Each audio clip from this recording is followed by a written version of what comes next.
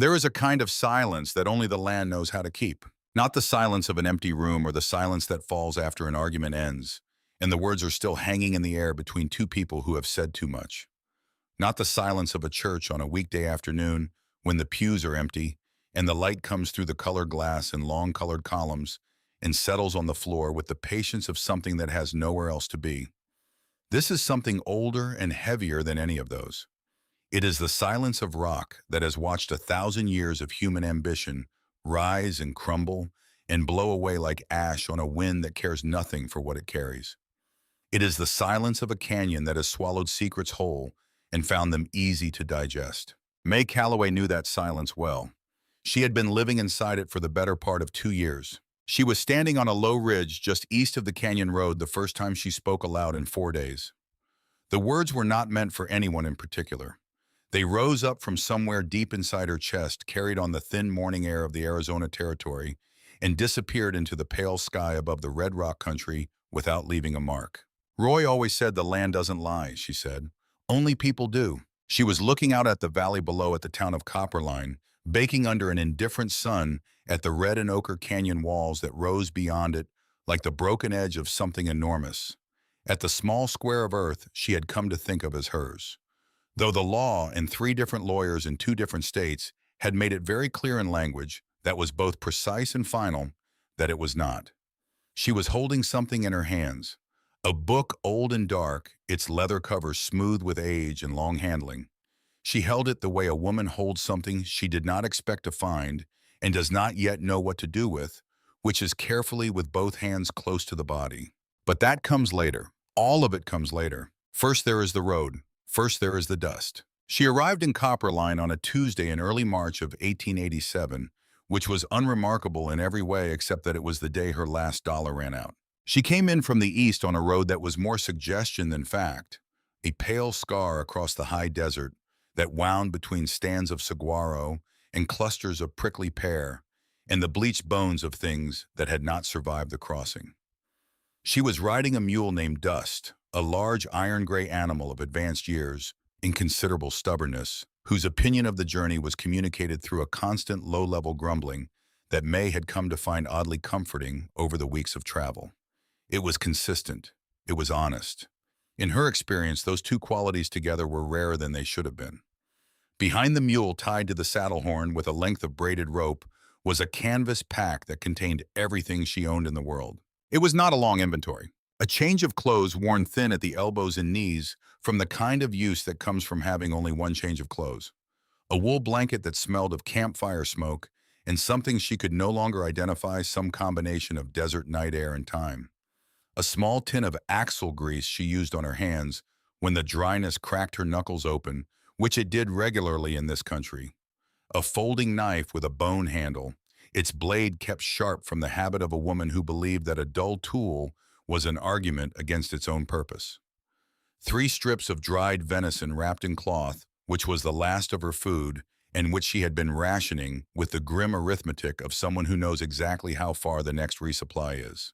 And at the very bottom of the pack, wrapped in a piece of soft chamois leather, and tied with a strip of rawhide, a canvas roll of leather-working tools that had belonged to her husband Roy. She had not used them since the day he died. She could not bring herself to use them because they were his in a way that went beyond ownership, shaped by his hands, specifically carrying the memory of his grip in the worn places of the handles. But she could not bring herself to leave them behind either, because leaving them would have been a kind of finality. She was not ready for a statement about what was finished that she was not prepared to make. And so they traveled with her wrapped in their chamois shroud, occupying the bottom of her pack like ballast, like the weight that keeps a ship from capsizing in rough water. Roy Calloway had died 11 months earlier in the spring of 1886 on a patch of high desert ground in New Mexico that he had spent 4 years trying to coax into giving up its silver. He had not died of anything dramatic. There was no accident, no sudden confrontation, no violence of the kind that makes for a story people repeat in saloons. He had simply worn himself out. A man can do that, she had learned in the months since. A man can pour himself so completely into the ground beneath his feet, can give so much of what he has to the work and the hope, and the sustained effort of believing that honest labor will yield an honest result, that one morning he simply does not get up. And the doctor comes, and the doctor shakes his head with the particular expression of a man who has made this visit before and has not found a way to make it easier. And that is the end of it. Roy had been a quiet man with large, careful hands and a way of listening that made you feel like the most important person in any room. He had believed with a stubbornness that might have been admirable in better circumstances that honest work on honest ground would eventually yield an honest reward. He had been wrong about that. Or rather, he had been right about the work, in the ground, in the honesty, but catastrophically wrong about the world that surrounded all of those things and had its own ideas about who the rewards went to. The claim he had worked for 4 years, the one that had shown genuine color in its third year, enough color to justify the hope he carried like a second heartbeat, through every difficult morning had been absorbed by the Consolidated Desert Mining and Land Company 8 months before he died. The absorption had been accomplished through a combination of legal maneuvering, strategic debt calling, and the simple brute fact that the company had more lawyers than Roy Calloway had dollars. He had fought it with everything available to him, which was not much, but was everything. And he had lost, which is what happens when a man with principles goes up against men with resources and no principles whatsoever. And the gap between those two things is wide enough to be unbridgeable. May had fought it too after he was gone. She had spent 6 months in what little money remained trying to untangle the legal web the company had woven around Roy's claim. She had written letters in her careful hand and mailed them to offices in 3 territories. She had made appointments with men who kept her waiting in anteroom chairs, and then received her with the polished sympathy of people who have learned to perform concern as a professional service while doing nothing that might cost them anything. She had sat across desks from lawyers who looked at her the way men look at problems they would prefer to ignore, which is to say with a particular combination of apparent sympathy and absolute dismissal that is in its way more insulting than outright hostility, because it does not even grant you the dignity of being worth arguing with. In the end, she had nothing. No claim, no money, no home, no forward direction that presented itself with any clarity. Only dust, the mule, the canvas pack, and the tools she could not use and would not leave. And so she came to Copperline. Not for its name, though she would think about that later. The particular irony of a town called Copperline sitting at the edge of country that held nothing for people like her. She came because it was on a map she had found folded in Roy's coat pocket after he died, a map of the Arizona Territory, with a small red circle drawn around it in his careful hand, with no explanation offered and none apparent. She did not know why he had marked it. She did not know what he had known about it, or whether he had known anything, or whether the circle had been meant as a destination, or simply as a notation of something he had heard about and meant to investigate someday. But she had nothing else to follow, and so she followed that. A dead man's small red circle on a folded map. It was as good a reason as any, and better than most. The town materialized out of the desert heat like a mirage that had decided after long consideration to make itself permanent. A single main street of false-fronted buildings, the color of old bone. Everything the same shade of dust and sun-bleached wood, as if the desert had been reclaiming the town for years, and the town had grown tired of arguing about it. A livery stable at one end, a church at the other, with a steeple that seemed to be pointing an accusing finger at the sky, and between them a general store, a saloon with its doors propped open in the heat, a barber and assay office, and a scattering of smaller structures whose purposes were not immediately apparent from the street. She rode dust down the center of the main street and felt the eyes of the town settle on her, the way flies settle on something they find interesting. A woman alone. A mule of advanced years, a pack that did not suggest prosperity. No wagon, no companion, no visible reason for being here. She kept her eyes forward and her face still and let them look. The man she found work with was named Clem Greer, who ran the town's livery stable, with the cheerless efficiency of a man who had long ago made his peace with the fact that his life had not turned out the way he had imagined it would when he was young enough to have imagination to spare. He was a compact, weathered man in his mid-50s with a gray beard trimmed close and eyes the color of creek water in late summer when the level drops and the color goes flat. He was not unkind exactly. He was simply indifferent in the particular way of men who have stopped expecting much from the world and have therefore stopped offering much in return, having calculated perhaps correctly that the exchange rate was unfavorable. He offered her work mending tack and harness, which she could do and had done for years alongside Roy, whose leather work had supplemented their mining income in the lean seasons, which were most seasons. He offered her a room at the back of the stable, a narrow space with one wall of rough timber and three walls of adobe that had been used for storing grain and still smelled of it.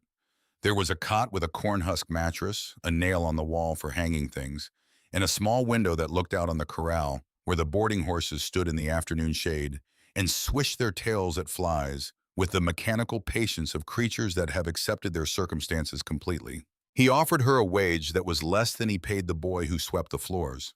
She knew this because the boy, a gap-toothed 12-year-old named Percy, who seemed constitutionally incapable of sustained silence, and had apparently decided that May represented a new and promising audience, for his observations told her so on her second day, with the cheerful directness of someone who has not yet learned that certain information is not shared in certain company.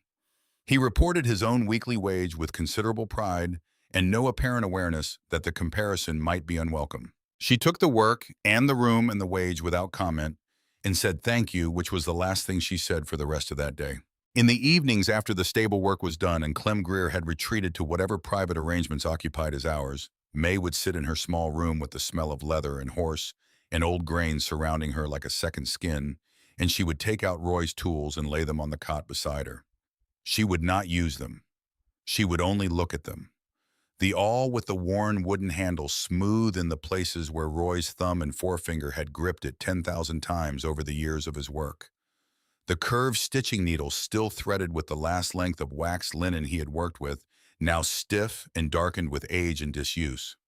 The bone folder, the edge slicker, the small copper-headed mallet that he had used with such precise economy, never a wasted strike. She would look at them until her eyes blurred, and the shapes of them became something beyond themselves, became the shape of the man who had held them.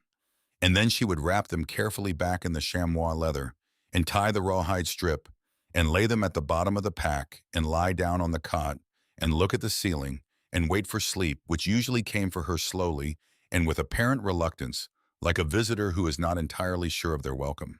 The townspeople of Copperline watched her with the careful, unashamed attention that small towns give to strangers who have arrived without explanation. She heard the whispers not because anyone tried particularly to hide them, but because people in small towns often whisper at a volume that assumes walls are merely decorative features with no acoustic properties. A widow, they said, lost her claim somewhere back east of here, lost her husband before that, come here with nothing but a old mule and a face that doesn't invite questions. She met their assessment with the same quiet she gave everything.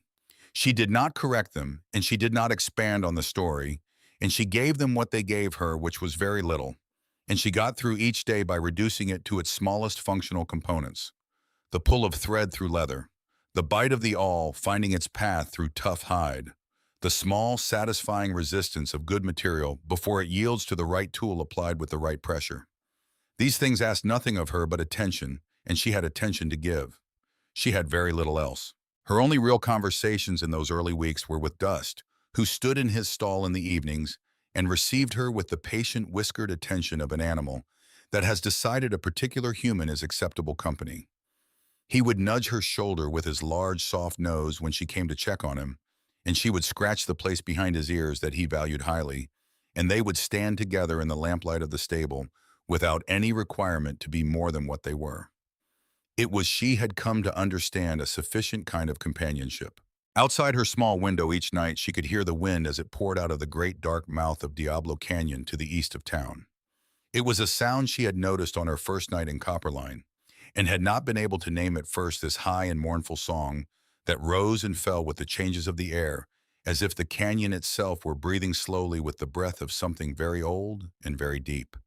She listened to it in the dark and thought about what Roy had said about the land, about how the land holds what is placed in it and does not let go, and she thought that if that was true, then this canyon had been holding something for a very long time. She did not know yet how right she was. It was in her third week in Copperline that she first saw Harlan Briggs, and she understood him before he had finished his second sentence. She had gone to the general store for a tin of neat's foot oil to condition the driest of the harnesses she was working on, and she was coming back out onto the boardwalk with the tin in her hand when she heard his voice carrying across the street, with the ease of a voice that has never needed to raise itself to be heard, because the spaces it occupies have always quieted themselves in advance of it. He was standing in the middle of the street, which told her something essential about him before she registered anything else.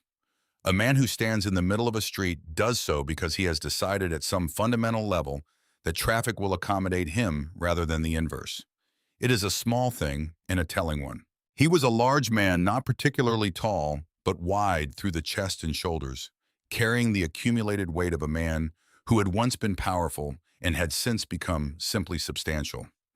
He was perhaps 60 years of age, with white hair worn long beneath a good hat, and a face that had the red weathered look of someone who spends time outdoors, not because he loves the outdoors, but because his holdings require him to inspect them in person from time to time. He wore a coat that occupied the space between a rancher's coat and a businessman's coat, a garment designed to suggest its wearer existed in a category that rendered such distinctions irrelevant. What he was doing, May understood in the first several seconds of observation, was conducting the legal dispossession of an elderly woman with the smooth efficiency of someone who has done this particular thing before. The woman was small and white-haired, standing on the boardwalk outside what May would later learn had been her late husband's harness shop, the husband dead these past 6 months. She was holding a piece of paper in both hands, and her hands were trembling, whether from age or grief or the particular cold fury of someone being treated with procedural courtesy while being robbed. Beside Briggs stood a young man with a leather document case and the practiced blank expression of a lawyer who has learned to perform professional neutrality as a billable service. Briggs was explaining something to the old woman in a voice that was patient, the way patience can be a weapon. He was explaining, May gathered from the fragments that carried across to her, that the note her late husband had taken against the shop had come due, and that the Briggs Land and Commerce Company, which held this note along with a number of others in the Copperline district, was within its rights to collect, and that this was all quite legal and quite inevitable. And he was genuinely sorry for her situation. But these were the facts of the matter, and facts, as everyone understood, did not yield to sentiment or to the particular difficulties of individual circumstances. The old woman said something May could not hear at this distance. Briggs smiled. It was a calibrated expression engineered to communicate sympathy while conveying absolute finality, the smile of a man who has made his peace with doing difficult things and chosen to frame that peace as regret. The lawyer produced another document and indicated where a signature was required. Around them, the street of Copperline went about its business. Men moved along the boardwalk. A wagon rolled through the dust. Nobody stopped. Nobody spoke. Nobody paused in a way that acknowledged what was happening directly in front of them, though May could see in the set of shoulders, in the precise angles of eyes, carefully finding other things to look at, that everyone within sight was acutely aware of it and had made a collective decision about what their awareness required of them, which was nothing. She stood with the tin of neat's foot oil in her hand and watched. She felt something move through her chest and up into her throat, a hot current that pressed against the back of her teeth with the particular force of things that want to be said and have learned through long experience that saying them is a luxury not always available. She thought of Roy's lawyers and their anteroom chairs. She thought of offices where young men with document cases had explained to her in voices very similar to this one that these were the facts of the matter. She took a breath. She held it for 3 full seconds. She let it out. She went back to the stable and mended harness for the rest of the afternoon without speaking. And she did not forget his face. And she did not forget the old woman's hands on that piece of paper. And she filed both things away in the part of her that kept careful records of what she had witnessed. There was a man in Copperline known universally as Coot Waverly, a name so particular to itself that it seemed less like something his parents had chosen, and more like something the territory had assigned him, the way it assigned names to prominent geographic features by their most recognizable quality. He was a prospector by trade and by long habit, though Percy, the stable boy, reported that he had not worked an active claim in some years. He lived alone in a one-room adobe north of town and appeared in Copperline on no schedule anyone had successfully identified for purposes that never quite resolved themselves into clarity. He was 56 years old, though he looked considerably older in the way that the desert ages a man, concentrating decades into years, pressing the marks of sun and wind in sustained exposure into a face until it looks less like skin and more like the country that shaped it. He had eyes that were startlingly clear pale gray and very direct, almost luminous, in a face so weathered and deeply lined that the clarity of them came as a kind of shock. He did not look at people the way people usually look at each other. He looked at them the way you look at terrain you are trying to read for water or for shelter, or for the signs of something that has not yet shown itself, but that the land, if you know how to ask, will tell you is there. May noticed him noticing her in the weeks after her arrival. She filed that away too. She had been in Copperline for just over a month when the rains came. They arrived on a Thursday afternoon without much warning, which Percy told her was entirely typical of the territory in this season. The sky turned from its usual burning blue to a bruised and swollen purple-gray in the space of a single afternoon. And then the storm broke, with a force that reminded everyone within its reach that the desert's apparent stillness had always been provisional, always subject to revision without notice. This was not ordinary rain.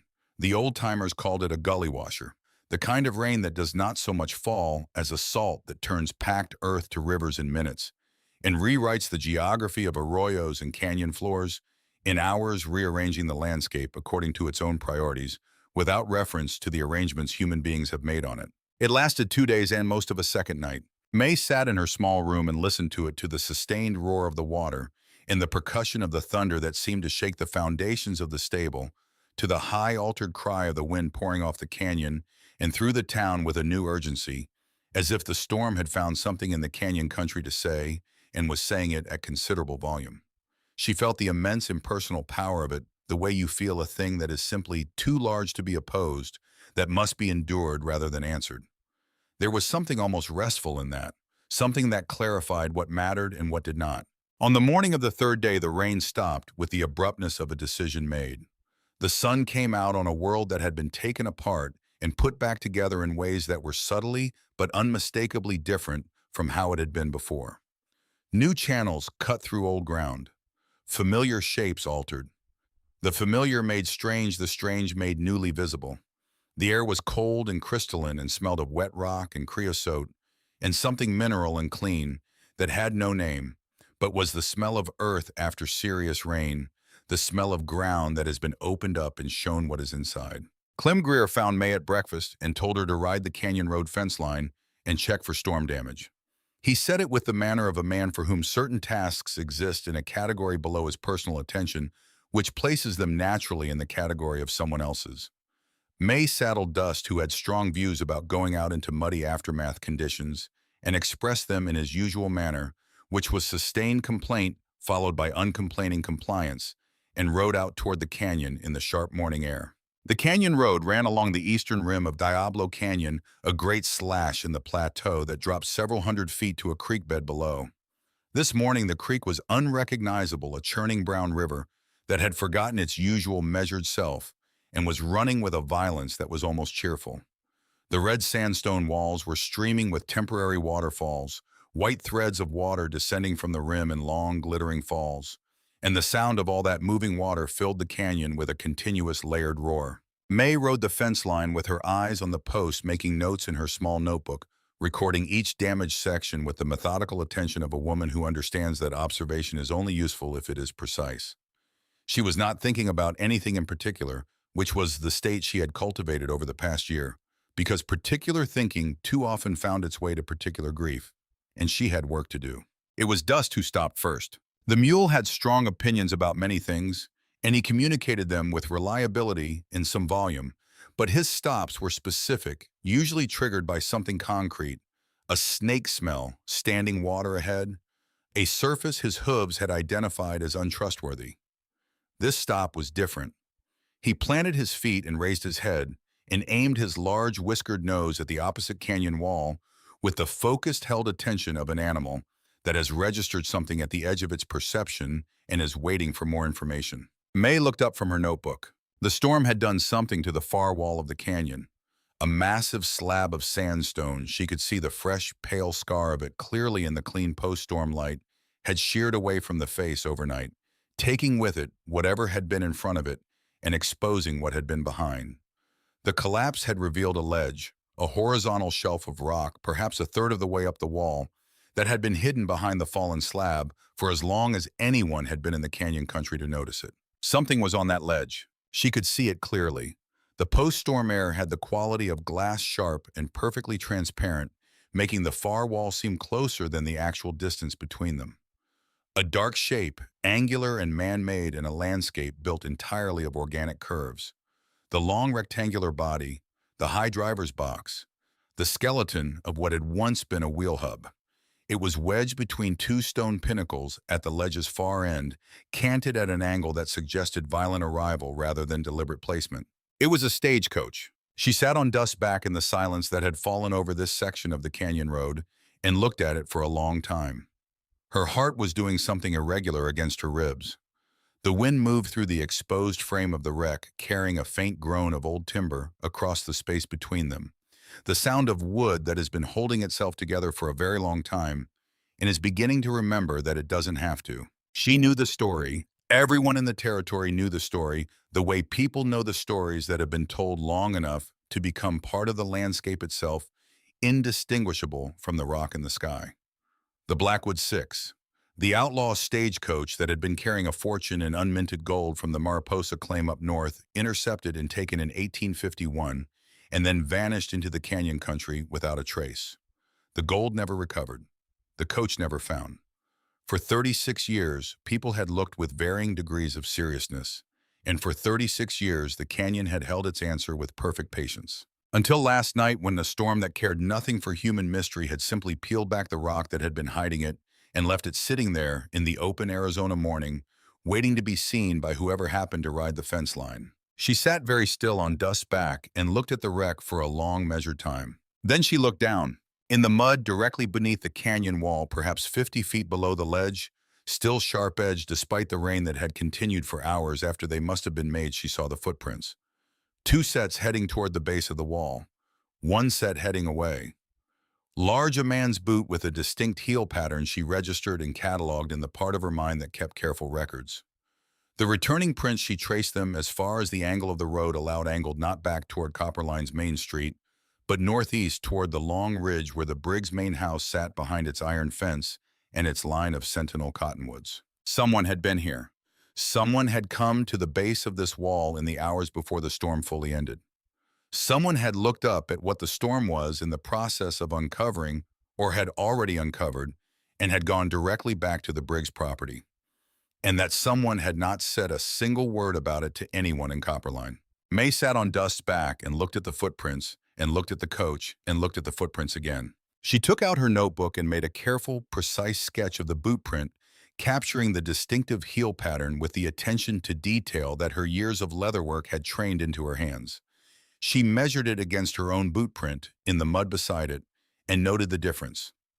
Then she closed the notebook, put it in her coat pocket, and rode back toward Copperline. She told Clem Greer that the south fence had lost 3 posts to the runoff. She said nothing else to anyone. It was the following afternoon, with the sun dropping toward the western canyon rim and the street of Copperline going golden in the late light, that Coot Waverly appeared beside her. She was coming out of the general store with a paper sack of coffee and a block of soap when he simply materialized at her left, falling into step with her as if he had always been there, and she had simply failed to notice. He moved with the quiet economy of a man who had spent decades in country where sound carries farther than you expect, and had calibrated his movements accordingly. She almost kept walking, but something in the quality of his presence that held reading the terrain attention directed at her sideways made her slow and then stop. He reached into the inside pocket of his coat and produced a piece of leather, stiff with age and darkened by long handling, folded in half. He held it out without looking directly at her, his pale eyes fixed on something in the middle distance that May could not identify.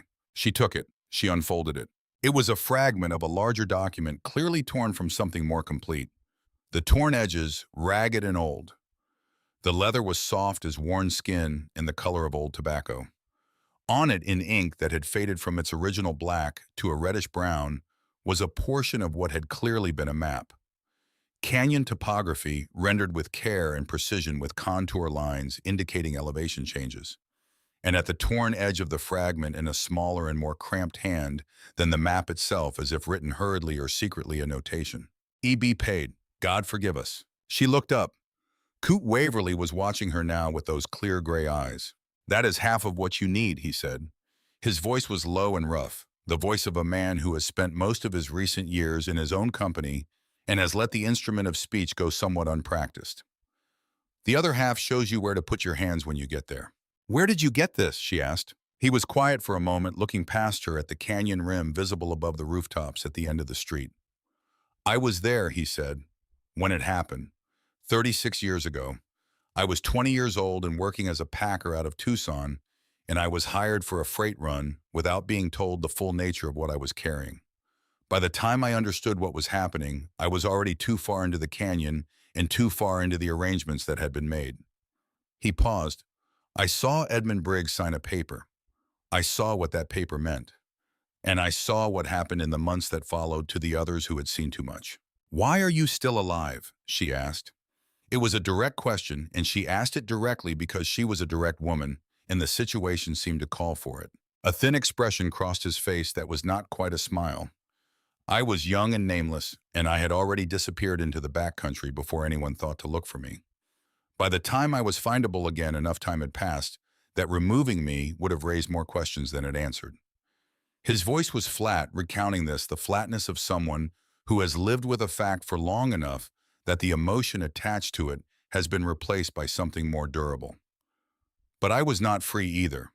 I carried what I knew and did not speak it, and every year I did not speak it, the weight of it increased. Why me? She asked. Why now? He looked at her directly then with the full force of those clear, uncommon eyes.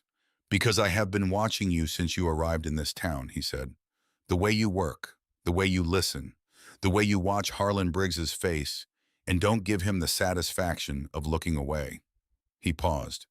And because the storm showed what the storm showed, and I am 56 years old, and I have been waiting long enough. I needed someone with a reason that was not only money. He turned and walked away down the boardwalk without further ceremony, and May stood with the leather fragment in her hand and the sounds of copper line going on around her, as if nothing of consequence had happened, which was how most important things happened, she had found. Quietly, without announcement. She had been making inquiries careful and oblique about men in the territory who knew canyon walls.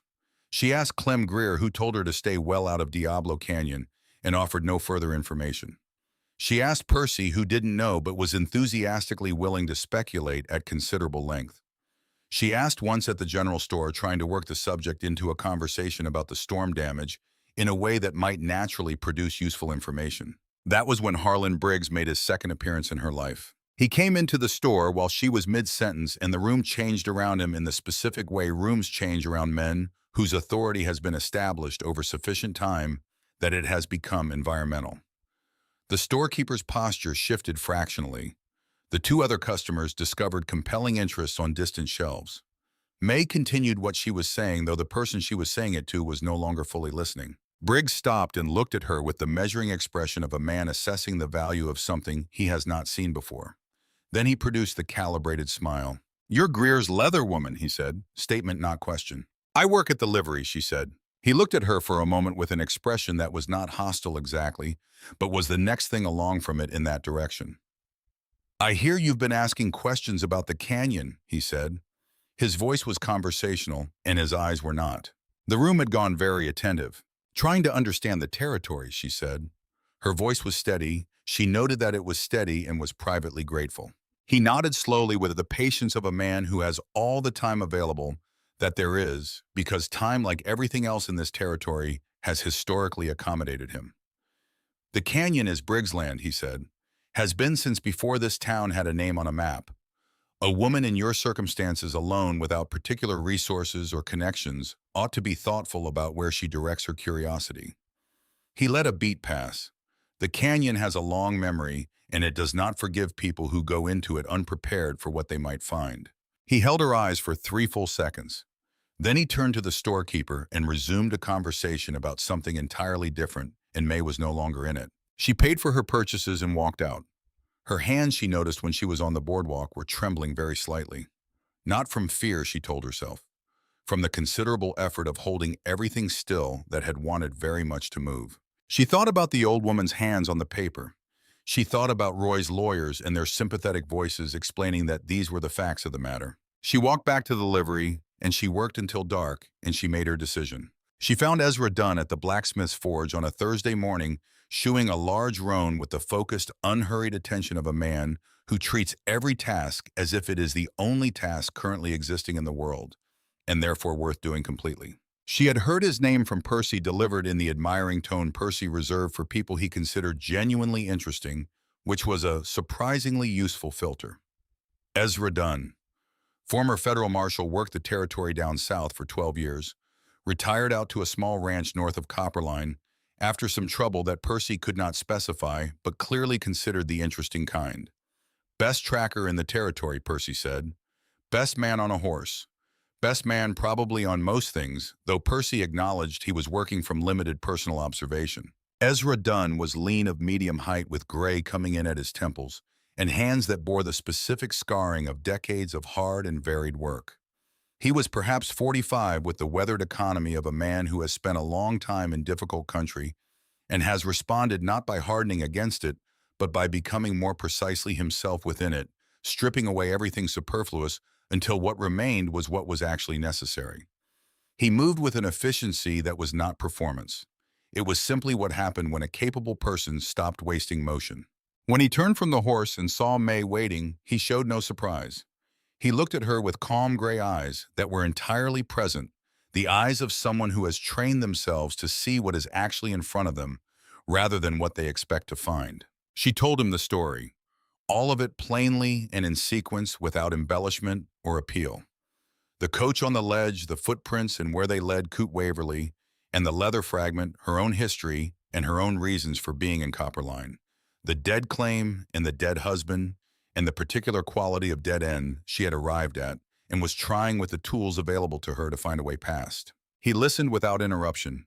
He did not smile and he did not dismiss her, and he did not look at her with the expression that men sometimes use when a woman is telling them something they find improbable.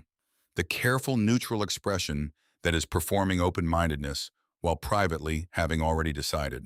When she finished, the silence between them was filled with the hiss of the forge and the distant cry of something overhead. "Harlan Briggs tell you to leave it alone," he asked. "In his own way," she said. Something moved through his gray eyes that she could not fully read. He wiped his hands on the leather apron. He wore a slow and deliberate gesture. He looked east toward the canyon rim, just visible above the end of the street. "A man who tells you to leave a thing buried," he said quietly, "is usually the one who put it there." She waited. "I'll help you," he said. "Not for a share of whatever is found. For a day's wage and the truth, whatever form it turns out to take. We work at your direction. You decide what happens with what we find." He looked at her steadily. "But on the rock, you follow my lead without argument. On a wall, there is no democracy." She felt something release in her chest, a held tension she had not quite registered as tension until it was gone. "When can we start?"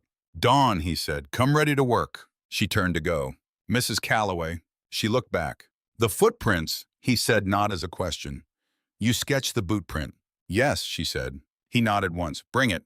She walked back toward the livery in the long morning light, and behind her the ring of the hammer returned to work, and ahead of her the canyon waited with the patience of something that has been waiting for 36 years and has learned not to distinguish between one more day and another. That evening she sat in her small room and took out Roy's tools and laid them on the cot. She looked at them for a long time in the fading light. Then she picked up the awl, his awl, the one with the handle worn smooth in all the places where his particular hand had met it over all the years of his work. She held it in her own hand. The fit was not the same, could not be the same because her hand was smaller and shaped differently by her own years of different work. But it was close enough. She picked up a bridle that Clem Greer had been meaning to address for a month, and she worked on it until the light failed completely. She worked with the particular focused attention of a woman who has found her direction and is using every available hour to prepare herself for what is coming. The wind poured off the canyon in the dark outside her window, carrying its old story. The stars came out over the Arizona territory in their enormous, indifferent numbers. And in the morning, May Calloway would begin. The desert before dawn has a quality that resists description but not recognition. It is not dark exactly. The stars give it too much light for darkness, filling the sky with a cold pewter gray luminescence that renders shapes without detail, that makes the familiar strange and the strange available in ways the full light of day forecloses. It is not light either. It is the time between the two, a register of its own, and in that register, the canyon country of the Arizona Territory looked on the morning May and Ezra rode out less like a landscape being lit than like a world being assembled piece by piece from the darkness outward. May had been ready before the light changed. She had slept in the fragmented way she had slept every night since Roy died, surfacing at intervals into thin wakefulness and sinking again, never quite reaching the deep country where real rest lives and the body does its most serious repair work. At 4 in the morning, she had surrendered the attempt entirely and lain on her cot in the dark, listening to the stable sounds, the horses shifting in their stalls. Dust's occasional low commentary on the night, the structural complaints of the roof timbers in the cold, all of it familiar now, all of it constituting a kind of company. She had gone through Roy's tools one last time in the darkness by touch alone. The awl, the curved needle, the bone folder, the mallet, its copper head cold against her palm. She had considered leaving them in the room. She had decided without fully articulating the reason even to herself to take them. They were coming with her. That was the decision, and she was not going to re-examine it. By the time she led Dust out of his stall into the blue pre-dawn, her pack was balanced and tight, her coat buttoned against the cold that still had real authority at this hour, and the notebook with the boot print sketch was in her breast pocket, where she could feel it against her sternum, solid and specific as a compass. Ezra Dunn was waiting at the edge of town with his bay horse and a borrowed mule loaded with gear. 2 coils of heavy rope, a canvas bag of iron pitons, a wooden-handled hammer, a second bag that clinked softly when the mule shifted, which she would later identify as his lock tools inherited from his father, who had been in an earlier life in a different part of the country, a locksmith of some reputation. He was standing absolutely still, drinking coffee from a tin cup, watching the eastern horizon negotiate its terms with the coming day. He handed her a cup without being asked. She drank it, strong and slightly bitter and exactly right. They did not speak much on the ride out. The silence between them was not the silence of people who have nothing to say to each other, but the silence of people who understand that what they are going toward is more important than anything they might say on the way there, and who have enough respect for the task to give it the attention it deserves. The canyon road looked different in the early light, quieter more entirely itself, the post-storm landscape beginning to dry at the surface, but still holding its moisture deep. Their animals' hooves pressed into the softened earth with a sound that was somehow satisfying, the sound of movement, confirmed of direction made material. She looked for the footprints as they passed the place where she had found them, but 2 days of drying air and wind and the passage of other animals had reduced them to suggestions, vague depressions that told nothing specific. She had the sketch. That was enough. When they reached the point on the road where she had first looked across at the ledge, she stopped and pointed without speaking. Ezra looked. He was quiet for a long time, his gray eyes moving slowly across the far wall, reading it the way he would read terrain. "That is exactly what it looks like," he said finally. "Yes," she said. He was quiet for another moment. "No trail down from here. We go north to the access drop to the canyon floor, cross at the Narrows, come up the south side." He studied the wall. "Long day just to reach the base." "Then we should start," May said, and turned Dust north. They did not reach the base of the south wall until mid-afternoon, and the journey stripped away whatever residual romanticism May might have harbored about canyon travel.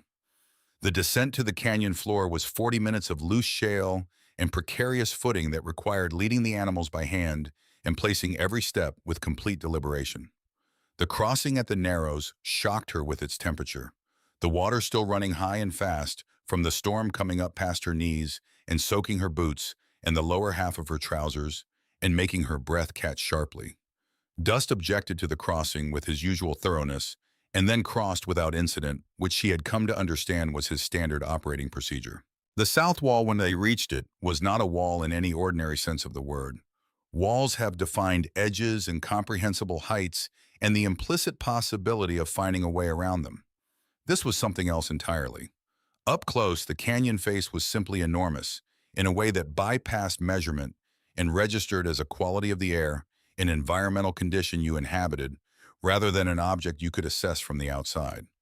The sandstone was red and ochre, and in places a deep, almost purple brown, streaked with the dark lines of water that had run down it for 10,000 years.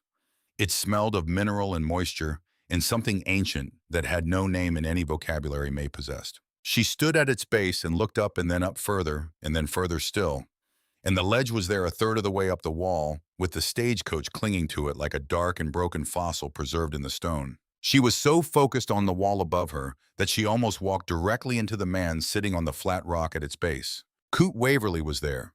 He had arranged himself on a flat boulder with the settled patience of someone who has been waiting and has made peace with the waiting. A canvas bag beside him, a canteen on his knee, his pale eyes fixed on the ledge above with an expression that combined recognition with something that was not quite relief and not quite grief but contained elements of both. May stopped. Ezra stopped one step behind her. "I thought you'd come from this direction," Coot said. His voice was the same dry rasp she remembered from the boardwalk. Unhurried, certain of its facts. "North access is the only sensible approach." May looked at him for a long moment. "You knew we were coming." "I knew someone would come eventually once the storm did what the storm did." He looked at her steadily. "I've been watching you since you arrived in Copperline, Mrs. Calloway. The way you move through a place without drawing attention to yourself. The way you notice things other people step past." A pause. "Your husband Roy went up against Harlan Briggs 2 years before he died. He knew the claim had been taken wrong. He tried to find the proof and could not find it. I watched from a distance because I was afraid, and I am sorry for that." The mention of Roy's name in this place in this specific context struck her somewhere beneath the level of conscious thought. She held herself still. "You told me you were there," she said, "when the robbery happened. 36 years ago, I was 20 years old, and I was hired for a packing job I did not fully understand," he said. "By the time I understood, I was already in the middle of it. I saw Edmund Briggs meet with the Blackwood men. I saw the arrangement they made. I saw him sign the paper that made the arrangement official." He was quiet for a moment. "And in the 2 years that followed, I saw what happened to 11 other men who had also seen things they were not supposed to see. I ran because I was young and frightened, and I have been running from that decision ever since, in the way that a man runs from something he cannot leave behind no matter how far he goes." "Why come forward now?" Ezra asked from behind May.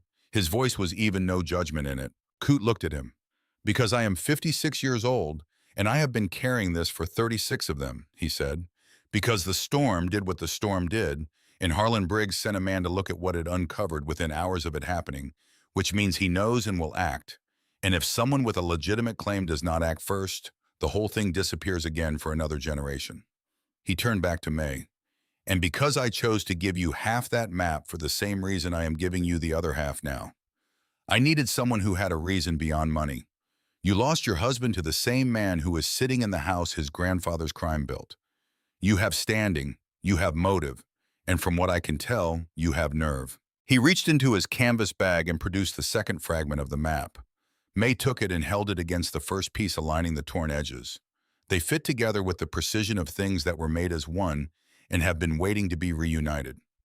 The assembled map showed the canyon topography, clearly the ledge marked with a small cross, and beside the cross in the cramped notation, hand driver's box beneath the seat. Right side 4 screws brass lock. "The compartment was built by skilled hands," Coot said. "Men who knew what they were doing. The lock is a good warded lock quality work for its time." He glanced briefly at Ezra. "But a good lock is only as permanent as the person trying to open it." "I can open it," Ezra said quietly. Coot nodded. He looked at May one final time with those clear reading eyes. "What is in that compartment will change this town," he said. "Not just for you. For every person in Copperline who has lived under the Briggs name their whole life, and known in the way you know things that no one will say aloud that the weight of it was wrong." He paused. "I will wait here, however long it takes." May looked up at the ledge, at the dark wreck of the Blackwood coach against the Arizona sky, patient in its stone cradle holding 36 years of someone else's silence. "We'll need you as a witness," she said. "I know," he said. "That is why I am here." The climb was not what she had imagined, which was a series of discrete challenges, each identifiable and addressable before the next arrived.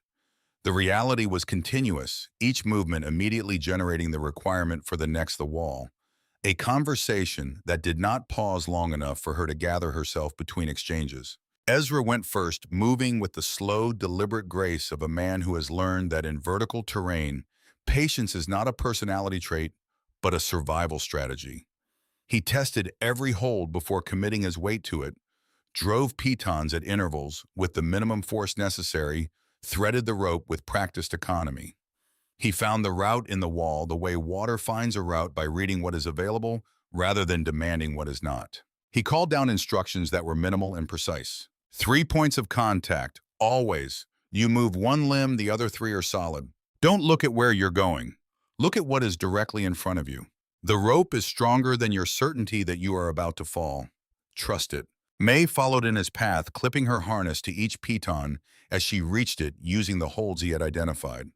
Her arms burned almost immediately with a deep structural burn that told her she was asking her body for things it had not been asked for before.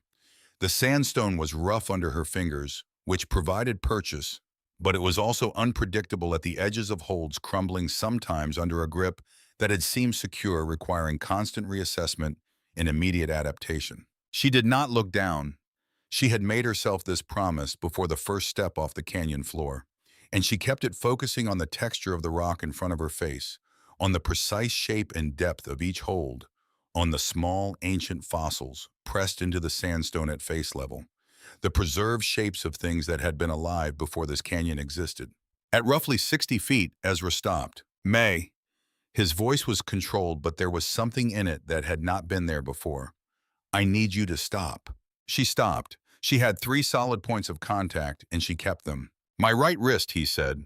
Something went in the last section.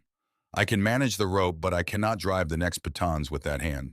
The angle up there requires full grip. She looked up at him. In the quality of the light on the wall, she could see that his right wrist was held at an angle that was not quite right. How far to the ledge from where you are? She asked. 60 feet, maybe a little less. It gets steeper. She looked at the wall above him. She could read the route from here, could see where the sequence would go, and it was harder than what was below the holds, smaller and less obvious, but it was readable. The same instinct that had been guiding her hands on the lower section was already working on the upper problem. Tell me the sequence, she said. He told her. She listened with complete attention. She repeated it back to him exactly. Good, he said. I'll manage the rope and follow. You set the anchors. She climbed past him, moving carefully through the confined space between his body and the wall. As she moved above him, the exposure changed.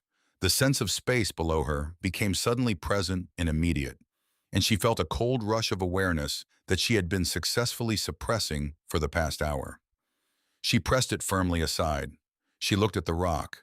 The upper 60 feet were as hard as he had indicated. The holds were smaller and required more interpretation, more of the running the fingers across stone patience of someone looking for what is there rather than what they expect to find. Twice she reached sections that presented as blank faces and had to stop and breathe and let her fingers do the reading that her eyes could not. Both times she found what she needed. Both times she moved. She thought about Roy. She thought about 4 years of pressing against ground that would not give up its answer and pressing anyway out of the stubbornness she had always considered simultaneously his greatest quality and his most heartbreaking one. She thought about what he would say if he could see her on this wall, and she knew the answer precisely because she had known Roy Calloway in the fullest sense of the word, and that knowledge did not diminish with his absence. He would say, look at the next hold, not the top, the next hold. She looked at the next hold. When her hands gripped the edge of the ledge and she pulled herself over it, her arms were shaking with spent effort and her vision briefly brightened at the edges. She lay flat for 3 seconds, her cheek against the warm sandstone, breathing with intention. Then she raised her head and looked at what she had climbed to find. The Blackwood coach up close was a ruin in the truest sense of the word, something so thoroughly returned to its constituent materials that it barely remembered having been anything else. The wood was gray and splintered and riddled with the patient work of insects and woodpeckers over 36 years of tenancy. The leather of the driver's seat had cracked and curled and was peeling away from the frame in long, papery strips. The iron fittings were rust-swollen, barely recognizable as shaped metal. Whatever paint had once identified the coach had surrendered entirely to the elements, leaving only the ghost of letters on the door panel that May had to press close and tilt her head at a specific angle to read. Blackwood Express. The letters of an old crime still legible if you knew how to look. She moved to the driver's box while Ezra made his slower way up behind her, managing the rope with his good hand in the crook of his injured wrist with the systematic competence of a man who has dealt with worse situations and has developed practical responses. She could hear him making progress and did not look back. The map notation had said right side beneath the seat, 4 screws, brass lock. She worked her fingers into the gap between the collapsed seat frame and the box wall, clearing debris, carefully feeling for the edges of things with a sensitivity that years of leatherwork had built into her fingertips. The ability to feel differences in surface and temperature and texture that hands less trained would miss entirely. Her fingers found the metal plate before her eyes found it. Smooth, cold, distinctly colder than the surrounding wood which had absorbed 36 years of sun. When she cleared the deteriorated upholstery from around it, she could see it clearly, a rectangle of dark iron no larger than her palm set flush into the heavy timber of the driver's box with 4 flush-headed screws. Clean screw heads protected from oxidation by the plate itself. It looked at first glance like a repair patch, the kind of thing a wheelwright might apply to a damaged section of frame. But it was too neat, too deliberately hidden under the upholstery, too precisely fitted to be functional. A repair does not need to be concealed. She reached into her pack. She unwrapped the chamois leather from Roy's tools with hands that were not entirely steady. She took out the awl, his awl, the one she had carried from New Mexico to Copperline, to this ledge on the face of a canyon wall in the Arizona territory, and she worked its tip into the seam between the plate and the wood. She worked carefully with the patience that leatherwork had taught her, the understanding that force is rarely the right tool and that steady, even pressure applied with precision will accomplish what brute effort cannot. She worked the seam all the way around the plate's perimeter. With a sound that was barely more than a whisper, a small exhale of 36 years of sealed air, the plate came free. Beneath it was a circle of brass dulled to the color of old bone, and in the center of the brass, a keyhole. Small and intricate, the work of someone who understood that the best hidden thing is the thing that hides in plain sight of its own concealment. She sat back on her heels and looked at it. Then she heard Ezra pull himself over the edge of the ledge behind her, breathing controlled and deliberate. She turned and showed him. His face, as he looked at the lock, was very still. "Warded lock," he said after a moment. "Good quality for its period." He looked up at her. "I can open it, but it will take time." "How much time?" He looked at the lock again. "As much as it takes," he said, which was not evasion but precision, and she understood it as such. He settled himself before the driver's box and opened his bag of tools. May moved to the outer edge of the ledge to watch the approaches while he worked. It was there, scanning the canyon floor below, in the systematic way Ezra had once explained to her, as the habit of any man who has survived long enough in difficult situations, that she saw the 2 figures moving along the base of the south wall. They were perhaps 300 feet to the west of the position directly below her, moving with the careful, unhurried pace of men who do not want to be heard. One carried something long across his shoulder that resolved after sufficient observation into a rifle. The other was studying the wall face at intervals and then looking up, his gaze moving slowly along the cliff. May pressed herself flat against the outer rock and remained completely still. After perhaps 10 minutes, the 2 men moved back west and disappeared around the canyon's curve. She waited until she was certain they were gone. Then she thought about what she had seen. She thought about Harlan Briggs in the general store, his professional voice explaining that the canyon had a long memory. She thought about what it would mean if someone who wanted this discovery to disappear had access to their ropes. She began checking the lines. She ran each rope through her hands from its anchor point downward, feeling for anything that was not right. She did this with the unhurried attention of a woman who understands that what she is doing is not a formality. 3 of the ropes were sound.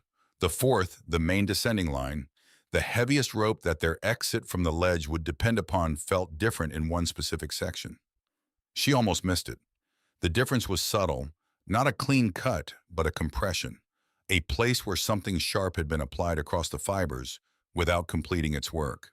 She held the section up against the sky and examined it closely. Someone had started the cut and stopped. Left the rope structurally weakened, but not severed. A rope that would bear weight up to a point and then would not. She coiled the compromised section carefully, noting its exact position in the line. She did not cut it away. She would account for it. She began calculating what sound rope remained and what the margins were for various loads. From inside the driver's box, the quiet, rhythmic conversation of metal against metal continued. She watched the canyon. She checked the other anchors, she thought. The sound from inside the driver's box stopped. A silence followed that was somehow denser than the silence before it. Then Ezra's voice, level and quiet, carrying across the ledge with perfect clarity. May. A click. Small and absolute, the sound of something that has been held shut for 36 years finally releasing. She moved to the driver's box. Ezra was kneeling before a section of the floor beneath the collapsed seat, a section that she now understood had never been floor at all, but a panel hinged invisibly when closed, now standing open on those hidden hinges to reveal what was below. A compartment built into the structural timber of the coach itself. Lead-lined walls, the dull gray of them, visible in the slanting afternoon light, deep enough to hold its contents upright and undisturbed. 6 canvas sacks, dark with age, their necks bound with wire that had oxidized to the color of dried blood. The weight of them was apparent before she touched them. The particular dense gravity of gold, unlike any other weight, because it is the weight of human desire, given material form. But the sacks were not what she reached for. Resting on top of them, protected by an outer wrapping of oilskin that had done its work faithfully across 36 years of darkness and temperature and time, was a book. A ledger. Leather-bound, the leather still supple under the oilskin. On the cover, barely visible, the embossed mark of a San Francisco stationer. She took it out. She held it for a moment without opening it. The weight of it was different from the weight of the gold. The gold had the weight of material things. This had the weight of consequence. She opened it. Ezra held the lantern close. The pages turned with the whisper of paper that has waited a long time to be read. The first page, a list of 6 names. Members of the Blackwood operation. Dates and locations and roles recorded in a careful, unadorned hand. The second page, an inventory. She read it slowly. 214 pounds, 6 ounces of unminted gold dust in Nuggets, Providence, the Mariposa Claim, Northern Arizona Territory, 1851. The sum of other people's years and other people's labor taken by force. She turned to the third page. The handwriting changed. Finer, more educated, the script of someone accustomed to drafting formal documents. The date at the top was 6 weeks after the robbery. Sold to Mr. Edmund Briggs of Copperline, Arizona Territory. The entire contents of the vault compartment described herein, consideration being $500 coin of the realm navigable passage through San Carlos, and written guarantee of territorial immunity for all parties named on page 1, signed in full knowledge and consent of all parties. Below it, the signature, Edmund Briggs, clear and unhesitating, the signature of a man who does not doubt his own authority and has never had reason to. She turned the page. A second list, 12 names, dates beside each one. Causes of death recorded as accident, illness, misadventure, all of them in the same fine educated hand that had written the bill of sale above. 12 people who had known too much. 12 people for whom Edmund Briggs had arranged a silence that would not require his continued management. 12 people who had never received any accounting. May sat in the remains of the Blackwood coach in the Arizona afternoon and read all 12 names. She gave each one its full measure of attention, its full moment. Beside her, Ezra had gone very still. He was reading over her shoulder, and at one point she heard him draw a breath and hold it. And the holding of it was a controlled response to something that would otherwise have required a different expression, and she did not intrude upon it. She wrapped the ledger in its oilskin with careful hands. She placed it in her pack against her back beside Roy's tools. The inheritance of an honest man and the evidence of a dishonest one carried together. They were beginning to work out the logistics of the gold when the air changed. She felt it before she saw it. A drop in temperature that had nothing to do with the sun's position. A shift in the quality of the wind from the steady canyon breath she had grown accustomed to over the past hours to something with more intention behind it. She looked west past the rim, and the sky in that direction had become the color of an old bruise. Another storm, Ezra said. He had felt it too. How long? He read the sky with the quick, practiced assessment of someone who has relied on that reading for survival. Less than an hour, possibly much less. She looked at the compromised rope. She looked at his injured wrist. She looked at the light, which was already beginning to take on the flat, greenish quality that preceded serious weather in the canyon country. Then she looked at the compartment with the gold sack still inside. "We close it up and shelter in the coach," she said. He secured the gold sacks in the compartment, pressed the panel shut, and they moved into the body of the wreck as the first advance winds came hard over the rim and the canyon began to speak in a register she had not heard before. Before he followed her into the coach, Ezra paused and looked down toward the canyon floor, to the place where they had left Coot Waverly waiting on his flat rock. "Waverly," he said. "He knows the canyon," May said. "He's been in this country 36 years. He'll find shelter." Ezra looked at her steadily. "He said he'd wait." "I know," she said. "I know he did." She looked down at the canyon floor, and in the last clear light before the storm arrived, she could see the small figure of Coot Waverly below, still sitting on his flat rock, looking up at the ledge, looking up at them. She called down to him, her voice carried in the particular way that voices carry in canyon country. "Get under cover. We're going to shelter in the coach." He heard her. She could see that he heard her, the slight change in his posture. He shook his head, a slow, deliberate, entirely legible gesture. She called down again. "Coot, there's no reason to stay out in this." He reached into his canvas bag. He produced an oil lantern, the small, reliable kind that prospectors carry, and he held it up so she could see it clearly. Then he set it on the rock beside him. His voice came up to her rough and certain. "I have been waiting 36 years, he said. "I can wait one more night. You'll need to see from up there. I'll light what I can from down here." The first real gust of the storm arrived and hit the canyon with the force of something that has been building for a long time and has finally been given permission to arrive. The coach shuddered in its stone cradle. The wind found every gap in the rotted wood. May looked down at Coot Waverly sitting on his flat rock with his lantern, preparing to spend the night at the base of a canyon wall in a storm so that two people above him could see what they were doing in the dark. She looked at Ezra. He looked at her. Neither of them said anything. There was nothing to say. They moved into the coach as the storm broke fully over them. The wind drove the rain horizontally through the gaps in the rotted wood, and the coach groaned and shuddered against the stone that had held it for 36 years, and May braced herself against the structural frame with the pack containing the ledger held against her chest, and she waited and she counted lightning flashes, and she breathed with intention. And then, in one of those flashes, the canyon lit up completely, every surface, brilliant and sharp, and she saw it. On the canyon floor below, the creek had become something unrecognizable. The storm runoff had transformed it in hours from a running high creek into a river that no longer had any relationship with its former self. It was wide and fast and brown with everything it had picked up, and it was still rising, and she could see the waterline moving up the canyon walls as she watched. And in the middle of it, caught against the outside of a bend, where the current pressed hard against the south wall, a wagon. Overturned, its wheels still turning in the current with the useless persistence of things that have not received the information that they have stopped mattering. And clinging to the overturned wagon, visible in the white flash of lightning, and then invisible in the darkness, after a woman with two children pressed against her. And in the water near the wagon, a man fighting the current with the desperate losing arithmetic of someone who has been in cold, fast water long enough that the water is winning. May watched them for the full 3 seconds of the lightning's duration. She fixed every detail. She counted the people. She assessed the distance between them and the south wall. Then the darkness came back, and she turned to Ezra in the black interior of the coach. He spoke first directly and without the softening that would have wasted time. "The main line is compromised. We use it for a full rescue load. There is a real possibility it does not hold for the complete sequence." He paused. "After, we may not have a reliable descent."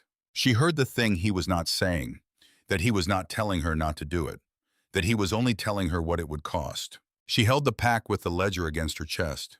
She thought about Harlan Briggs and his professional smile and the old woman's hands on her paper. She thought about 12 names and their falsified causes. She thought about Roy, who had fought the right enemy without the right proof and had worn himself to nothing in the attempt. She thought about a man in cold, fast water and a woman holding 2 children against a wagon that was not going to hold much longer. The answer was not a decision. It was a recognition. It had always been what she was going to do. She nodded once. Ezra was already reaching for the rope. "The children first," she said. "Always," he said. The first child came up screaming, not from pain, from the pure animal terror of being suspended in darkness above a roaring river by a rope she could not see the end of her small body, wrapped in the canvas sling May had fashioned in 4 minutes from the tarp in her pack, her hands gripping the rope above the sling with the absolute white-knuckled certainty of someone who has decided that holding on is the only remaining option and has committed to it completely. May hauled. Ezra controlled the swing from his position above, managing the rope with his good hand and the braced crook of his injured wrist, a configuration that should not have worked by any theoretical assessment and worked entirely. The girl swung in the storm wind, buffeted and turning, and May talked to her continuously on the way up. Not comfort, because comfort requires a calm it would have been dishonest to pretend to. Facts. I have you. The rope is holding. You are moving upward. Keep your hands exactly where they are. Do not let go. Simple declarative sentences in the flattest, most certain voice she could produce, because certainty is the only currency that has any value inside genuine terror. And she knew this the way she knew everything useful. She knew from practice in situations where there had been no alternative to learning it. The girl reached the edge of the ledge. May pulled her over with both arms and set her against the inner wall of the coach and looked directly at her. She was perhaps 8 years old, dark hair plastered against her face by the rain, eyes enormous and fixed on May with an expression that was the purest form of trust May had ever been shown, the trust of someone who has exhausted all other resources and has chosen without evidence, but with complete commitment to believe in the person in front of them. Stay here, May said. She put the girl's hands on the structural beam of the coach, the one solid thing remaining. Hold this beam. Do not let go for any reason. Go. The girl nodded once.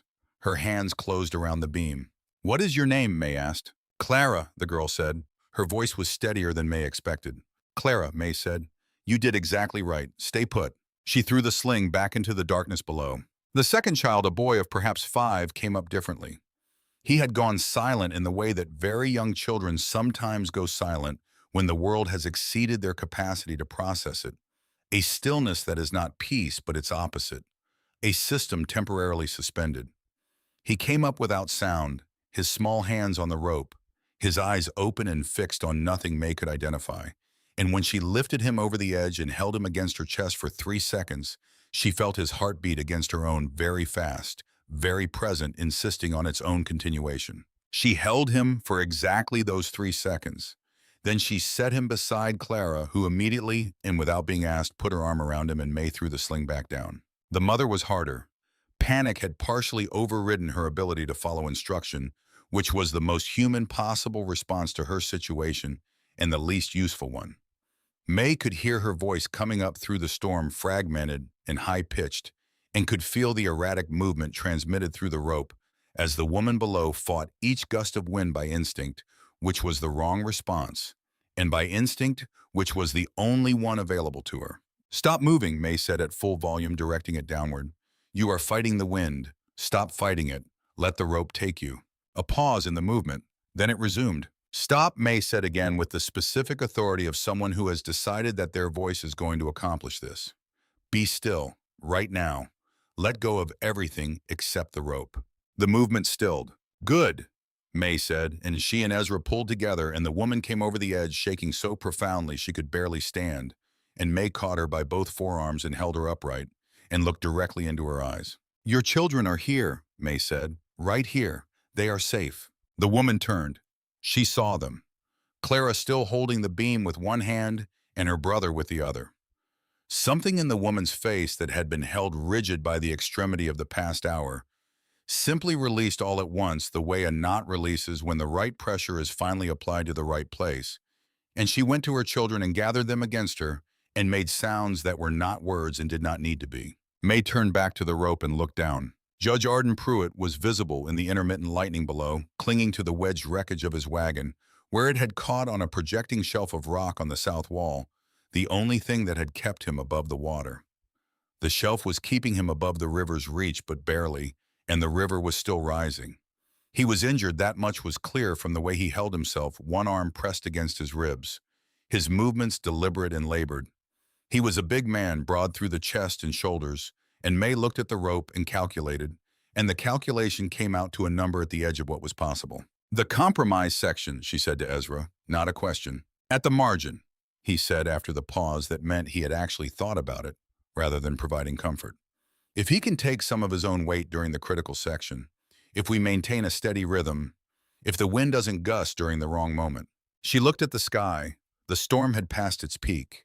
The rain was still serious, but the wind had shifted from the destroying kind to the working kind. She looked at the rope.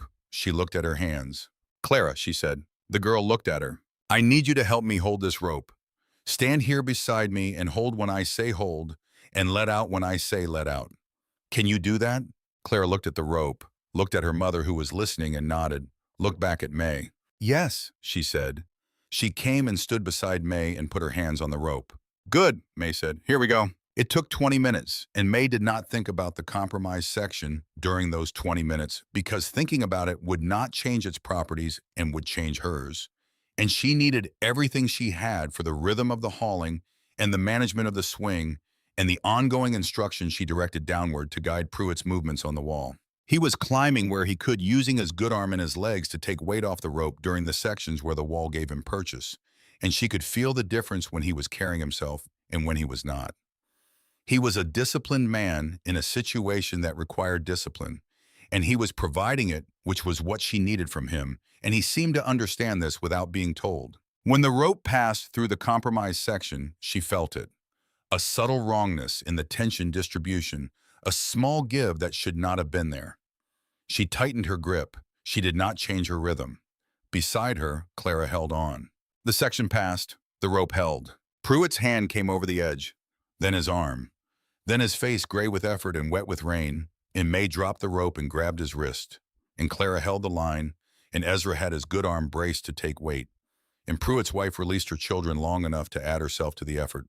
And they pulled, and Judge Arden Pruitt of the Arizona Territory came over the edge of the ledge and lay with his cheek against the wet sandstone, breathing in the controlled way of someone who has decided that breathing is the current priority and is giving it full attention. After a moment, he pushed himself up to one knee, then to both. He stood on the narrow ledge of the Blackwood coach and looked at the people around him. His eyes moved from his wife to his children to Ezra to May. He was a man accustomed to assessing situations and rendering judgments, and he was doing that now. But what she saw in his face when it reached her was something that existed entirely outside his professional apparatus. He reached out and put his hand on her shoulder, a brief and completely deliberate gesture. Then he went to his children. Clara was already explaining everything to her brother in the authoritative, older sibling manner of someone who has recently done something significant and intends to ensure it is properly understood. The storm broke fully around 3 in the morning. In the hours before they sat pressed together in the wrecked coach, 7 people and 36 years of secrets waiting for the weather to exhaust itself. May sat with the pack between her feet and Roy's tools at her back, and she watched each lightning flash illuminate the canyon in its brief, brilliant clarity, and she counted the intervals as the storm moved east. When the light was strong enough, she moved to the edge of the ledge and looked down. The lantern was still burning, small and steady at the base of the south wall. Its flame upright in the post-storm stillness, it burned with the calm persistence of something that had been placed there with intention and maintained through the night, with intention, a light that had nothing accidental about it. She watched it for a long time. The descent in the morning was slow and required patience that the group had earned by surviving the night and could therefore provide. Pruitt's cracked ribs and badly sprained knee made direct climbing impossible. He was lowered in stages with May below, guiding his position against the wall, while Ezra managed the ropes above with his strapped wrist and whatever was available to him. The children descended with the adaptability of young people who have been through something extraordinary and have come out the other side of it to find that they are still themselves only in possession of more information about what they are capable of. Clara went down with self-possession. James the boy decided halfway down that the view was remarkable and said so. When they were all on the canyon floor, May walked west along the base of the wall. Coot Waverly was on his flat rock. The oil lantern was still burning beside him, unnecessary now in the full morning light, but still lit as if he had not presumed to decide that the darkness was finished. He looked diminished in the way that people look when a night has cost them more than they expected to spend, and they have paid anyway because the alternative was unthinkable. You stayed, May said. He looked at the lantern and then at her. I lit what I could, he said. From down here. I don't know how much it helped. She thought about the crest of the night, the worst of the wind, the moments during the rescue when she had needed to gauge the distance between the rope and the canyon floor below. She thought about how in the lightning intervals, the lantern had been the fixed point she had oriented from. It helped, she said. She sat down on the rock beside him. For a moment, they simply looked at the wall together at the ledge above at the morning sky over the canyon rim. Is it done, he asked. The ledger is in my pack, she said. I have everything. He closed his eyes. When he opened them, something in his face had changed in the way that faces change when a weight is removed that has been present so long it has become structural. When the absence of it is so large, it requires a moment to understand what the change actually means. He said nothing. He did not need to. Pruitt had made his way west along the canyon floor with his wife's support, and he was standing nearby watching them. His face in the morning light was attentive and still. The ride back to Copperline was accomplished with the assistance of a rancher named Duval, who had a wagon and a pair of steady draft horses, and who took one look at the group assembled on the road and hitched the team without asking questions that could wait. May rode in the wagon bed beside Judge Pruitt and told him everything while the desert moved past them in the early morning light. She told it plainly and in sequence: the coach on the ledge, the footprints in their direction, Coot Waverly and his testimony, the climb, the hidden plate and what was behind it, the compartment in the 6 canvas sacks, the ledger and every page of it. Pruitt listened with the particular quality of attention that distinguishes a good judge from a merely competent one. He asked 3 questions each aimed at the point in the chain of evidence where an opposing argument would have its best leverage. She answered each one directly. When she finished, he was quiet watching the desert pass. "The signature," he said finally. "Edmund Briggs. You will need comparative exemplars from the town's founding documents." "They are in the county records office," Ezra said from across the wagon. He signed everything: the founding charter, the first land grants, 3 iterations of the town ordinances. Pruitt nodded. "In Waverly, he will testify formally under oath." May looked at Coot sitting at the wagon's tail watching the road recede. "Yes," she said. He heard her. He met her eyes and nodded once. "Then bring me the ledger when we reach town," Pruitt said. "I want to read every word before I do anything else." She brought it to him that evening in the room his wife Caroline had secured above the assay office. Caroline Pruitt was the kind of woman who responds to near catastrophe by becoming extremely efficient, and she had, in the hours since their return, identified the local doctor, arranged proper accommodations, located medical supplies, and organized meals, with the focused competence of someone who has decided that if anything else is going to go wrong, she is going to be ready for it.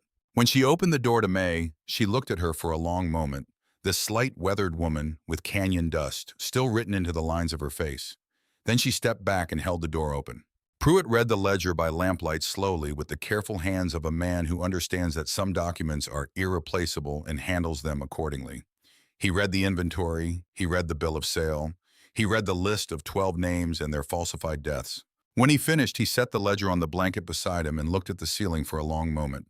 "How long has Briggs known about the coach?" he asked. "Since the storm uncovered it, I believe," May said.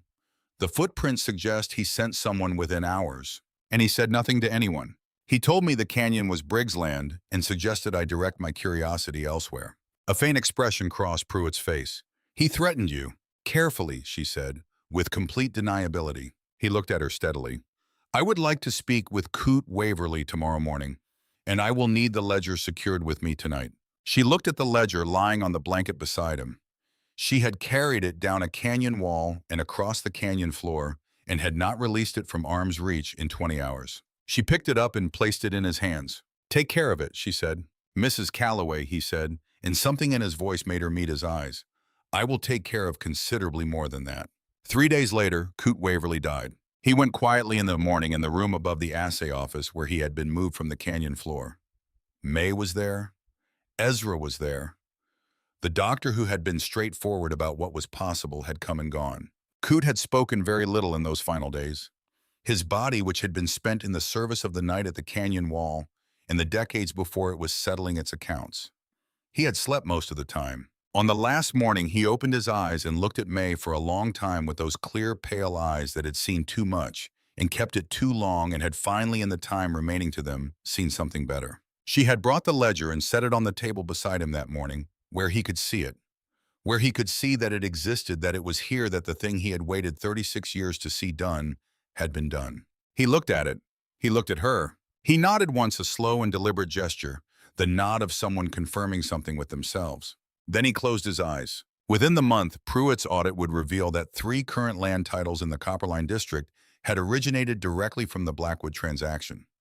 Those titles were suspended pending full legal review. Harlan Briggs retained his own lawyers from Tucson and Phoenix, and fought every finding with the resources available to a man who has spent a lifetime accumulating them.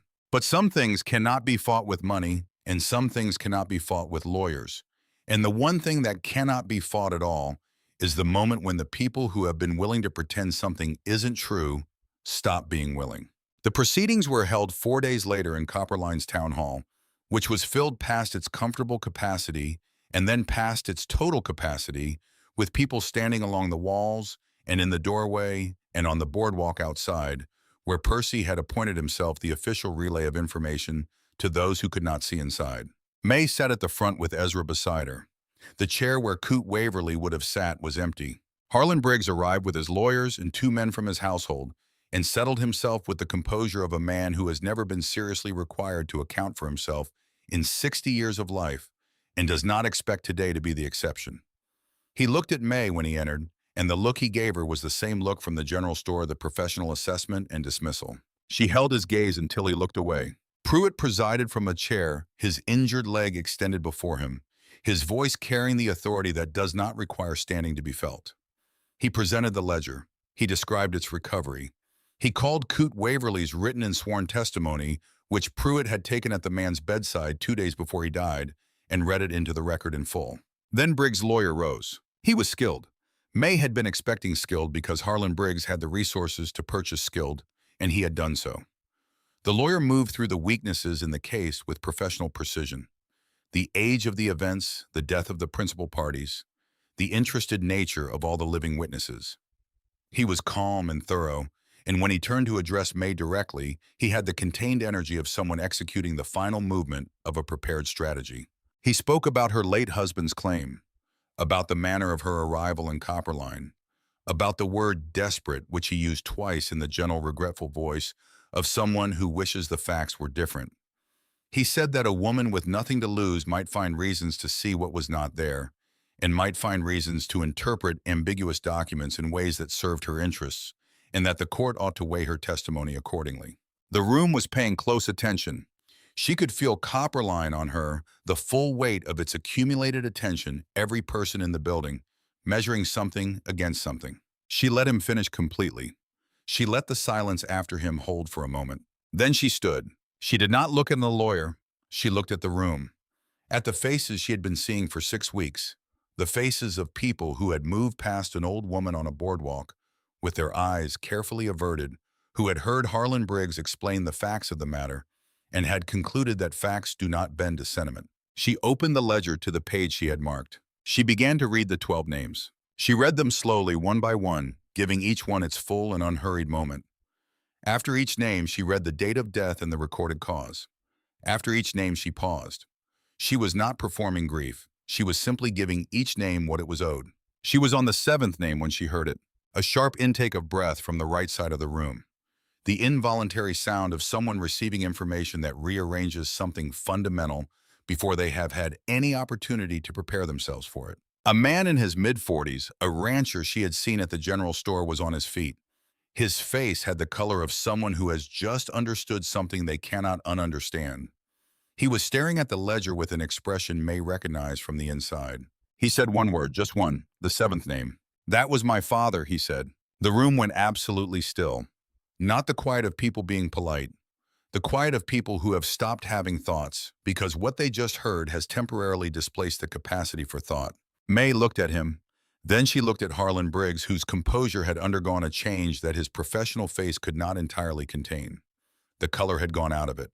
And beside him, his lawyer from Tucson had found something neutral to fix his eyes on, and was maintaining that fixed gaze with the determination of a man who understands that he is witnessing something that is no longer about legal argument. May read the remaining 5 names. When she finished, she closed the ledger and sat down. Pruitt let the silence hold for as long as it needed to hold. He was a man who understood the uses of silence and did not rush to fill it. Then he spoke, and he spoke for a long time, and what he said was precise and fair, and left no ambiguity about what had been established and what would follow from it. He ordered a full audit of the Briggs Land and Commerce Company and its relationship to the 1851 Mariposa gold. He acknowledged May Calloway's salvage claim on the contents of the Blackwood coach as legally established and not subject to challenge. He acknowledged Coot Waverly's sworn testimony as entered into the permanent record of the court. He looked at Harlan Briggs. "Whatever the outcome of the formal proceedings," he said in a voice that required no increase in volume to fill the room completely. A man who knew for 4 days what was in that canyon and chose not only silence but active obstruction has told this court and this town everything it needs to know about his character. The law will address what the law can address.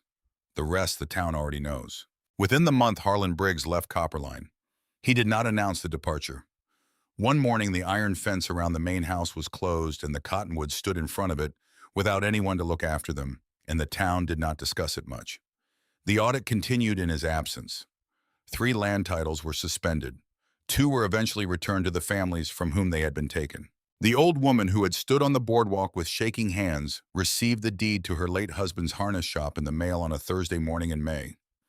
May was at the general store when the woman walked out of the post office holding the envelope, and she saw the woman's face when she understood what she was holding, and she did not intrude on that moment. She simply noted it and carried it with her the way she carried everything that mattered. She found the envelope on the morning she moved her belongings out of Clem Greer's stable. She had been paid her salvage, a number that rendered the neat's foot oil and the low wages in the narrow cot irrelevant by such a margin that the irrelevance was almost comic. She had paid Clem Greer 3 months of back wages above what he had paid her, which confused him considerably and which he did not explain. She had settled the account at the general store and made arrangements with a land agent in Tucson for the purchase of Roy's original claim and the adjacent section to its north good grass land with water in the right places, the kind of ground that Roy had known how to read and had read correctly. She was rolling Roy's tools back into the chamois leather, not as ritual mourning any longer, but as the habit of a working woman who cares for her instruments when she noticed the envelope. It was tucked under the canvas roll pressed flat against the bottom of the pack. She had not put it there. It was a plain envelope unsealed with her name written on the outside, in a cramped, careful hand she recognized from the map fragments. She did not know when Coot had placed it there.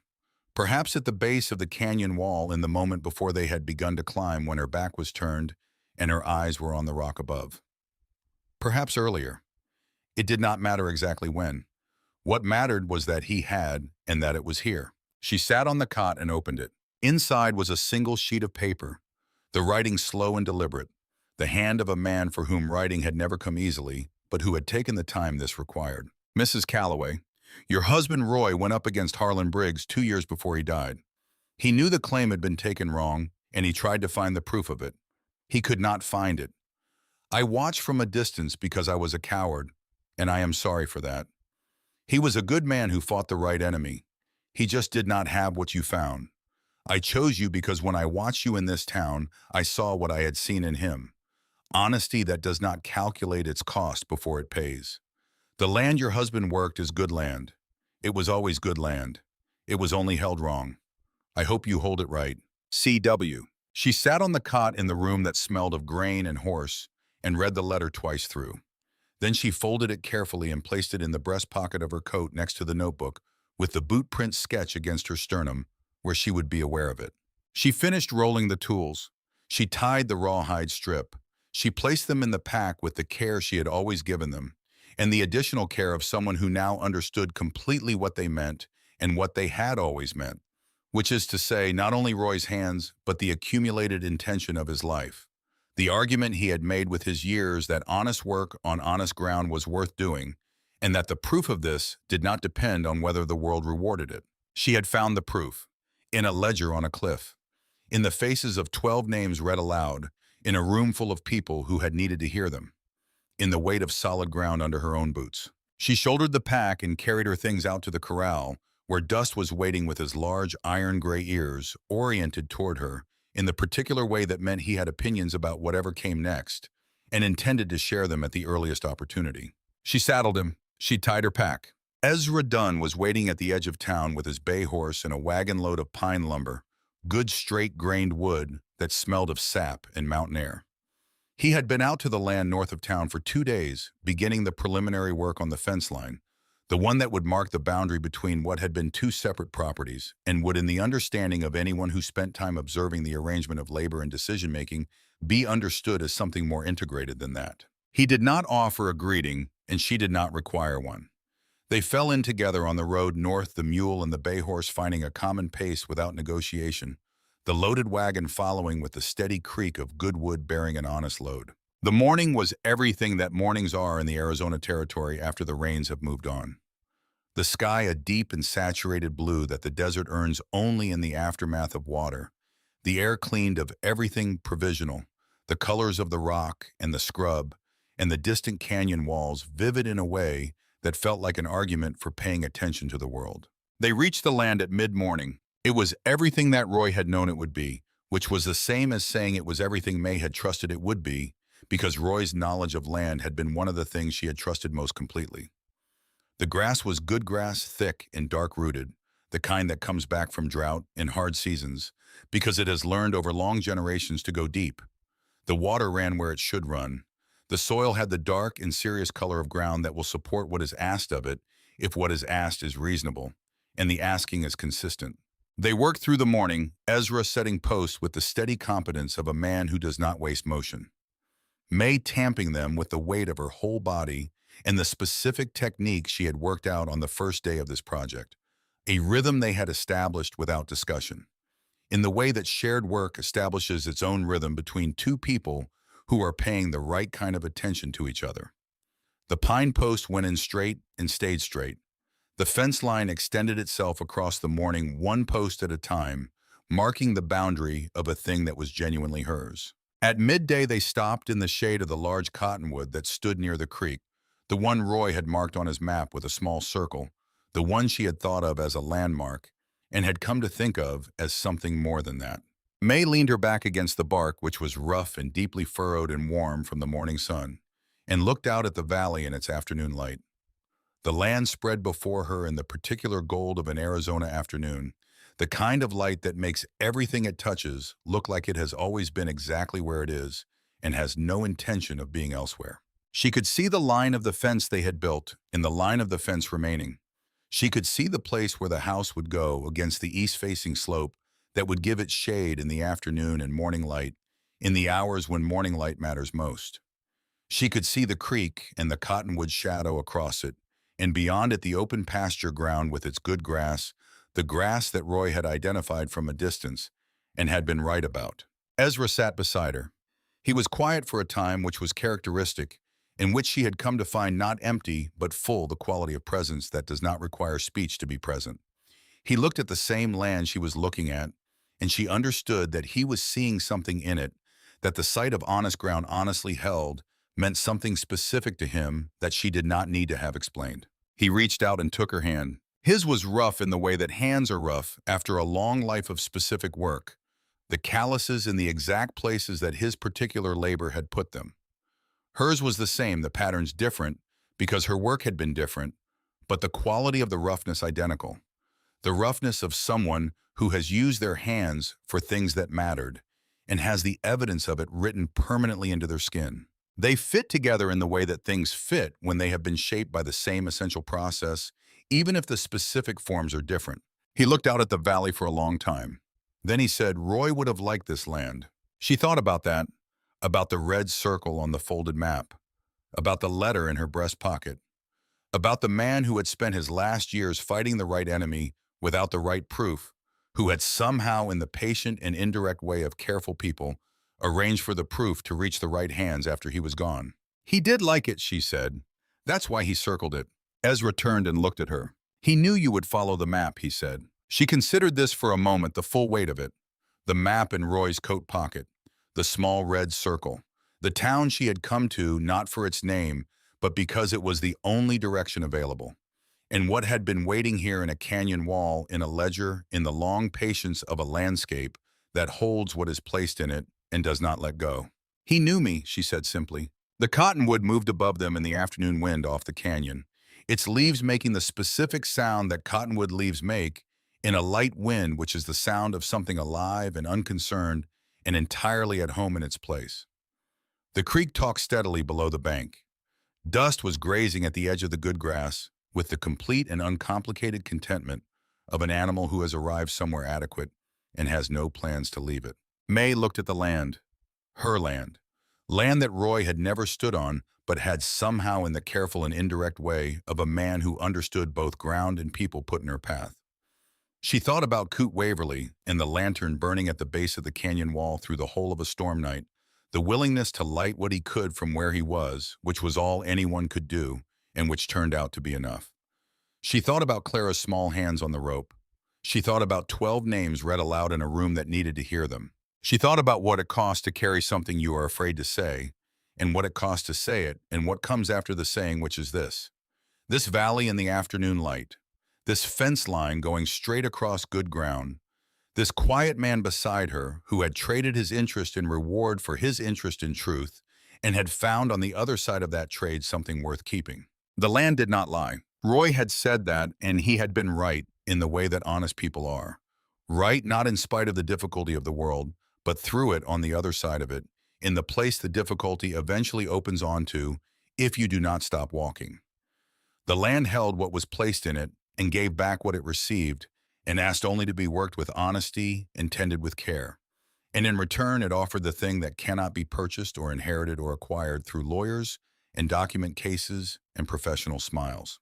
It offered ground to stand on. May Calloway had that now. She had built it herself with her hands and a dead man's tools and the help of a man who understood what truth was worth. She had found it at the bottom of a hidden compartment and at the top of a canyon wall and in the cracked pages of a ledger that had waited 36 years in the dark to be read by someone with the nerve to climb to it and the honesty to do right by what it said. She sat under her cottonwood tree in the afternoon light with the hand of a quiet man in her own, and she looked at the valley that was hers, and she felt for the first time in 2 years the simple and sufficient thing that is the absence of the weight you have been carrying. The land doesn't lie. It never had, and it never would.